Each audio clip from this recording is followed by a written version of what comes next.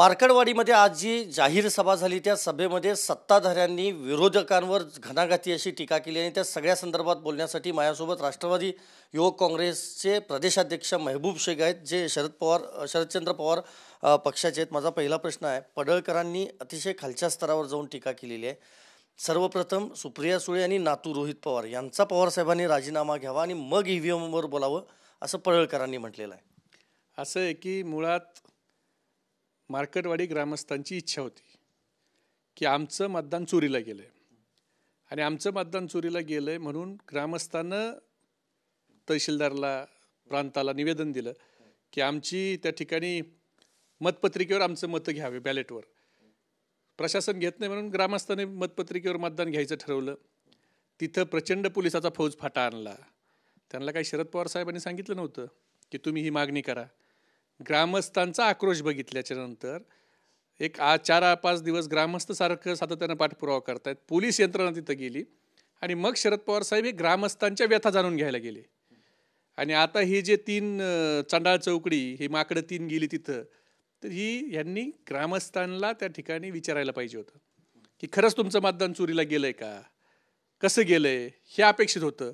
तिथं शरद पवार साहेबाला शिव्या देणं आणि मोहिते पाटील कुटुंबाला शिव्या देणं याच्यासाठी तिथं सभा घेण्यापेक्षा मार्कडवाडी ग्रामस्थांचं मतदान चोरीला गेलंय, तुमच्यात हिंमत आहे तर मार्कडवाडी ग्रामस्थांचं तुम्ही हे करा ना, बॅलेटवर मतदान घ्या ना, हिंमत आहे तुमच्यात. शरद पवार साहेबाला शिव्या देण्यापेक्षा तुमच्यात हिंमत असली तर तुम्ही त्यांचं मतदान बॅलेटवर घ्या. आणि स्वतः उत्तमराव जानकर साहेब स्वतः म्हणतात मी राजीनामा देतो, तुम्ही बॅलेटवर निवडणुका घ्या. तुमच्यात हिंमत आहे तर तुम्ही घ्या ना, तुमच्या सांगा ना बापाला तिथं सागर बांगल्यावर जाऊन की ही निवडणूक आपण बॅलेट पेपरवर घेऊ, लोक आपल्या बाजूने. तुमची लोकप्रियता आहे ना. शिव्या शाप देऊन मार्कडवाडीचा प्रश्न सुटणार आहे का? शिव्या शाप तुम्ही म्हणताय, पण अशाच पद्धतीनं 100 शकुनी मेल्यानंतर एक शरद पवार जन्माला येतात, त्यांचा डाव उधळायचा आहे आम्हाला असंही म्हटलं. असं आहे की 1000 तोंड चाटे ज्या वेळेला मेले ना त्यावेळेला हे टोपी चेंज जन्मला आहे. कसं आहे, कुणाच्याबद्दल शिव्या द्यायला काय लागत नाही हो. ह्या असल्या टोपी चेंजपेक्षा आम्ही लई चांगल्या शिव्या देऊ शकतो. आम्ही देवेंद्र फडणवीसला पण शिव्या देऊ शकतो, पण आमची ती संस्कार नाहीत, आमची ती संस्कृती नाही.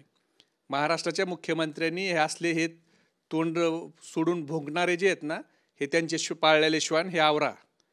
नसता महाराष्ट्रातल्या आमच्यासारख्या तरुणाला त्यांना त्यांच्या भाषेत उत्तर देऊ शकतो आणि ते आमच्या नेत्यावर बोलतात तर नाईलाजाने आम्हाला देखील तुमच्यावर बोलायची वेळ येईल. ही तुमची पिलावळ आवरा.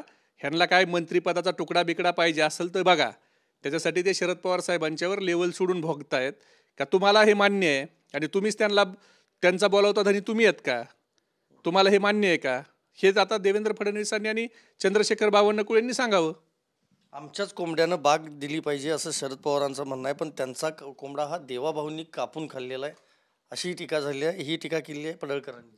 असं आहे की कुणाचा कोंबड्याने बाग दिली पाहिजे आणि कुणाला कुणी कापून खाल्लंय हे ईव्हीएम सोडून बॅलेटवर या, मग तुम्हाला कळेल. लोकसभेला तुमची जिरली होती, आता ईव्हीएममुळे वाचला बेट्यांनो. ईव्हीएमच्याच जोरावर बोलताय. महाराष्ट्रातल्या जनतेचा कौल नाही, हे ईव्हीएम सरकार आहे आणि ईव्हीएमच्या जोरावर बोलू नका. आणि बघायचंच असलं तर तुमचे 10 आमदाराला राजीनामा द्यायला लावा, आमचे 10 आमदारांना राजीनामा देऊ, बॅलेटवर निवडणुका घेऊ, बघू कुणाचा कोंबडा कोण कापतंय. तर चॅलेंज आहे थेट फडणवीसांना की हो, आता त्यांच्या मालकाला चॅलेंज द्यावं लागणार. ह्यांच्या काय हातात आहे हो. ही आता सदाभाऊ खोत, हे कडकनाथ कोंबडी मध्ये पैसे खाणारा, हॉटेलवाल्याची बिलं बुडवणारा, हे टोपीचे ह्यांच्या काय हातात आहे. ह्यांचा फक्त आम्हाला राज्यमंत्र्याचा तुकडा बिकडा मिळतोय का, मंत्रीपद मिळतंय का? मग आम्ही तुमचे किती वफादार श्वान आहेत भोकायला, आम्ही शरद पवार साहेबांच्यावर किती टीका करू शकतो. म्हणून हे मंत्रिमंडळाच्या मंत्री व्हायसाठी चाललेली धडपड आहे. निकालानंतर शरद पवारांची राजकीय हत्या झाली असं सदाभाऊ खोतांनी म्हटलं. शरद पवार साहेबाची राजकीय हत्या करणारे जन्माला यायचे.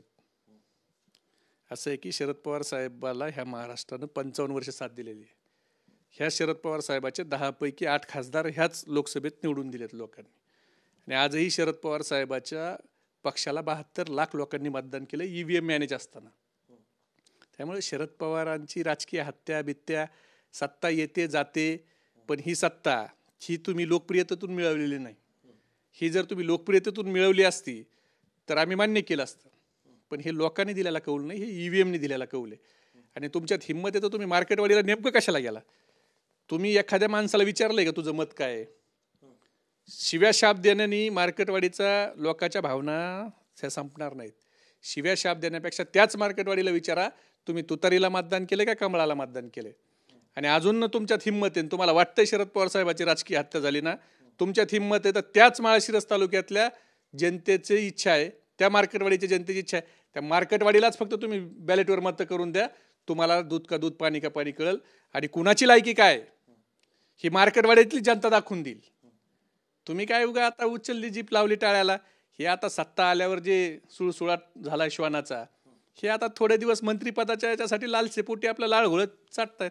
पण माजलेले बोकड हे विरोबाला कापायला लागतात, तसं प्रस्थापितांनाही कापावं लागेल अशी टीका थेट पडळकरांनी केली.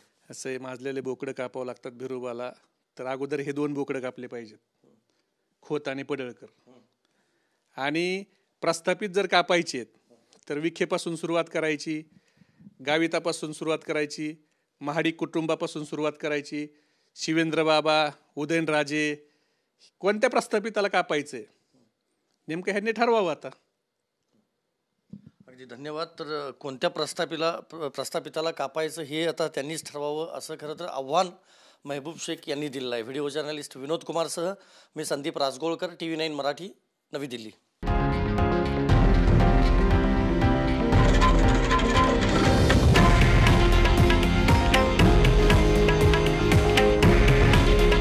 हे आहे देशातील नंबर 1 न्यूज नेटवर्क आणि आपण पाहत आहात TV9 मराठी. काळजी तुमची, हित महाराष्ट्राचं.